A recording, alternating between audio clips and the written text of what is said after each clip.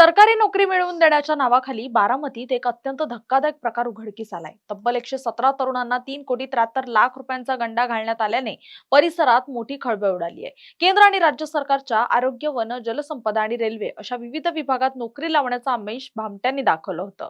या प्रकरणी बारामती तालुका पोलीस ठाण्यात गुन्हा दाखल करण्यात आला असून पोलीस आता या भामट्यांचा कसून शोध घेत आहेत।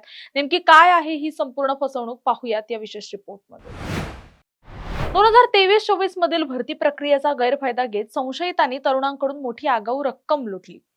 शासकीय नोकरीसाठी 5 लाख तर रेल्वेतील नोकरीसाठी 6 लाख रुपये उकळण्यात आले। तरुणांचा विश्वास संपादन करण्यासाठी आरोपींनी चक्क बनावट निवड यादी आणि खोटे नियुक्तीपत्र म्हणजेच जॉईनिंग लेटर्स तयार करून दिले। एवढंच नाही तर काहींना बनावट प्रशिक्षणासाठीही पाठवण्यात आलं। मात्र वेळेसोबत आपली फसवणूक झाल्याचं लक्षात आल्यानंतर पीडितांनी पोलिसात धाव घेतली। सध्या बारामती तालुका पोलीस या रॅकेटचा पुढील तपास करतायत।